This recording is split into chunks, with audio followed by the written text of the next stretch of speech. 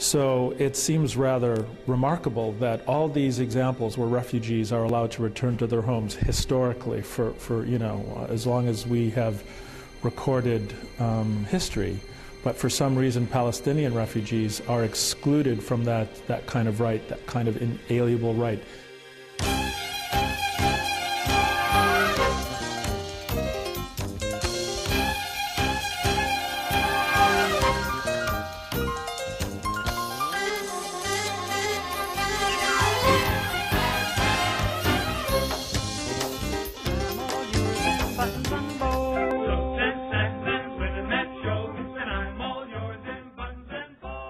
It was May of 1948.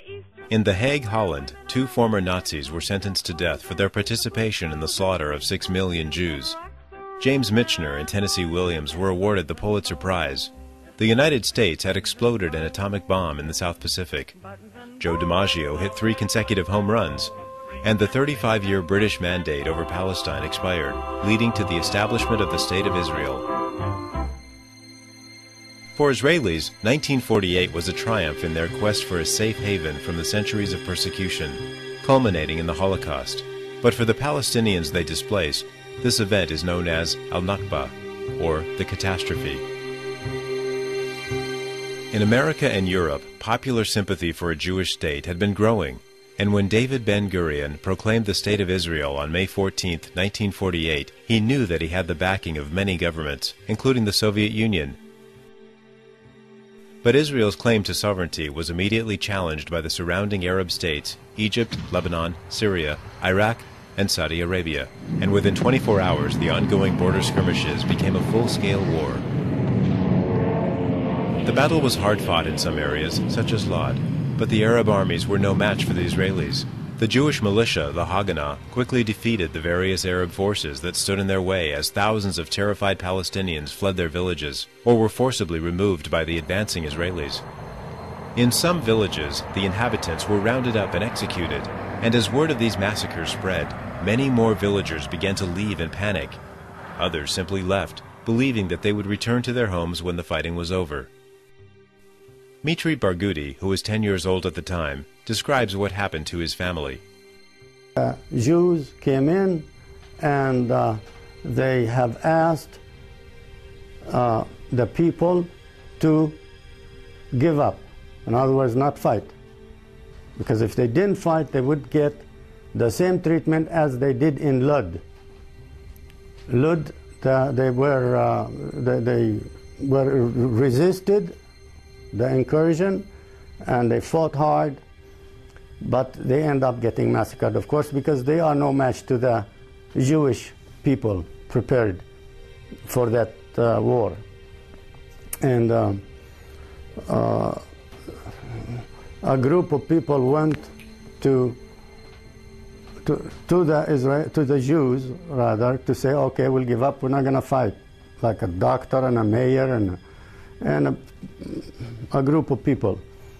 So finally I said, okay, you raise the flag and bring all the people into the church, the Catholic church. And I happens to be where I used to go in school, elementary school. Father Julio used to be, he's a monk. And he used to be my teacher as well. So they started calling everybody to go to church. They went to church. Then the Israeli man, a military man, stood out with Abuna Julio, with Father Julio, and he told the people, and I believe it was Ishaq Rabin.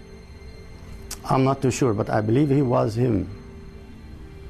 He says, okay, you go home, carry what you can with your hand, and stand on the street early in the morning, because the buses is going to take you east to go to Jordan. And everybody went home. They put 2 or 3 clothes of changes on their body, because they couldn't carry everything. Some people carried water, some people carried food. My mother used to have twins 10 days old twins. One of them is still alive. The other one died 10 days later. Then they put everybody on buses and trucks and carts and everything, and they drove them as far as they could east to go to Jordan. And I said, that's the way, go east. And some people who could walk, they walked in 2 days, they were there. But some people, like my mother at the time with a twin, 10 days old twin, they couldn't walk fast enough. So it took them a week before they got there.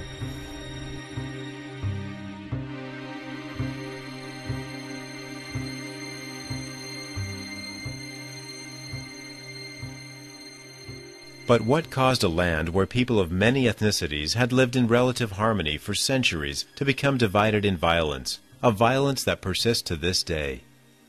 To answer this question, we must first examine the history of the region up to the United Nations plan for the partition of Palestine in 1947.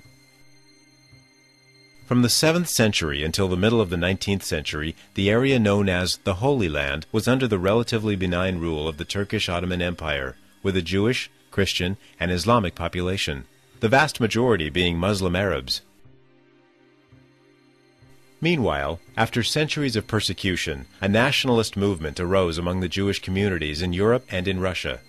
The ambition of this group, who called themselves Zionists, was to redeem the land of Palestine as the inalienable possession of the Jewish people. And in 1882, the first contingent of 25,000 Zionist settlers arrived in Palestine with the assistance of the French. In the first decade of the 20th century, with a world war brewing in Europe and Asia Minor, 40,000 more Jewish immigrants joined the ranks of the Zionist settlers. During the war, the Turks were driven out of Palestine by the British and their Arab allies, and in 1916 the area was divided into provinces under British and French control. A year later, the British government issued the Balfour Declaration. It proposed a Jewish homeland in Palestine, under a British administration. However, the idea was opposed by the First Palestinian National Congress in 1917, as well as many prominent Jewish leaders in Europe who predicted that much trouble could come from such a venture.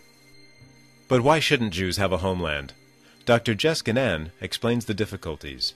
It's a very good question. It's a very complex question. And if you look at the way the question is asked, it says, why shouldn't Jews have a homeland? It doesn't say, why should Jews have a state? And, you know, given that we live in the 21st century and we're coming out of the 20th century, it should be really obvious that Jews do have many homelands, just as Christians have many homelands, just as Muslims have many homelands, and that the idea that there should be privileged homeland for one religious group over another religious group really smacks of racism.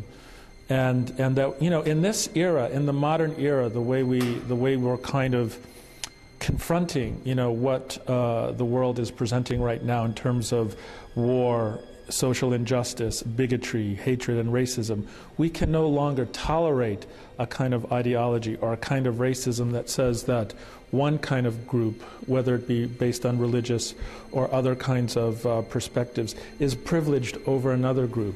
So I would say, you know, it's clear that Muslims, that Christians, and Jews have many kinds of homelands, and it should be guaranteed. And in fact, if you look at the current demography of the distribution of Jews, Christians, and Muslims all over the world, people are distributed, they live, they work, they function all over the world. When you start talking about a privileged, a special place for one religious group over another, based on some sort of religious ideology, again, that smacks of a certain kind of racism which we cannot tolerate anymore. And that's why the concept of a state, so to speak, for one religious group exclusively over another cannot be tolerated in the modern era, or in any era for that matter.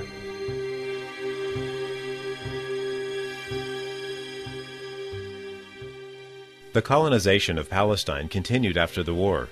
From 1919 to 1923, another 35,000 Jewish immigrants came to the region, increasing their population to 12%. The conditions now existed for two competing nationalist aspirations under the rule of a foreign power.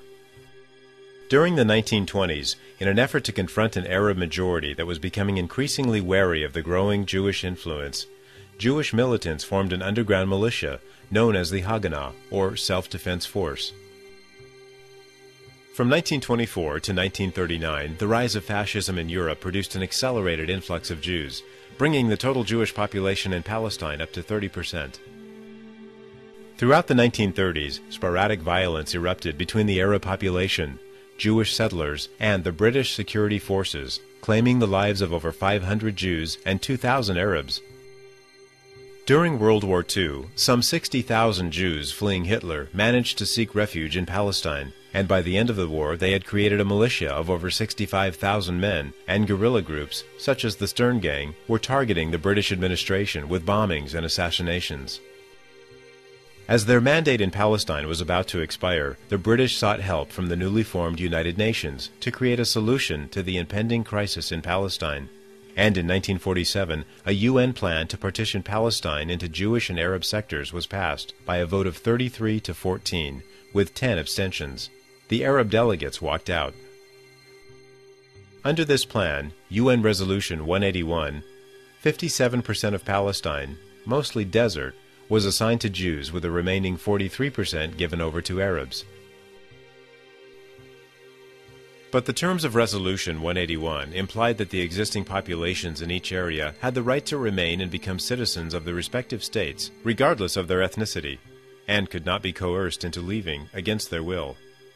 It even went on to say that Palestinian citizens shall, upon the recognition of independence, become citizens of the state in which they are resident and enjoy full civil and political rights. Persons over the age of 18 years may opt, within 1 year from the date of recognition of independence of the state in which they reside, for citizenship of the other state. Vehemently opposed to the partition of Palestine, the Arabs began to form their own militias, and neighboring Arab states readied their troops as the British forces prepared for departure.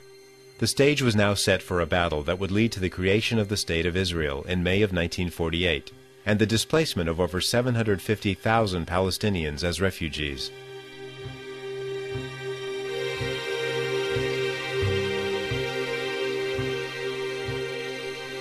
In the wake of the massive exodus of Palestinians from Israel, the UN General Assembly passed Resolution 194 in December of 1948, establishing the right of return for refugees. The U.S. was one of the 35 countries voting for it. Resolution 194 resolves that the refugees wishing to return to their homes and live in peace with their neighbors should be permitted to do so at the earliest practicable date, and that compensation should be paid for the property of those choosing not to return, and for the loss of or damage to property which, under principles of international law or in equity, should be made good by the governments or authorities responsible. Israel does not agree to give any compensation for any refugee. It's a principal question for Israel. It was a principal question in the negotiations. Israel does not accept the principle of compensation, of course not the principle of return. You know, the principle of return is a demographic issue. It's totally rejected by Israel, although you know, it was drafted by the United States, the right of return. And many people forget it, that it was a resolution suggested by the United States 194 and the United Nations. Anyway, Israel rejects the right of return and the compensation, because the notion of compensation means that Israel accepts the responsibility. From the outset, Israel did not acknowledge responsibility for the refugees. In 1949, Mr. Iban told the UN that the problem of the Arab refugees was a direct consequence of the war launched by the Arab states, which were entirely responsible for that, as well as for other forms of suffering inflicted by that war, and that it was wrong to describe the refugees as having been driven out. Rather, they had fled in an atmosphere of fear, insecurity, and danger inseparable from war. Nevertheless, as a condition for its membership in the UN, Israel announced its acceptance of obligations to make compensation for abandoned lands, and gave a tentative acceptance of Resolution 194 by declaring that Israel did not exclude the possibility of a measure of repatriation. During more than 50 years since the resolution was passed, no Palestinian refugee has ever been repatriated,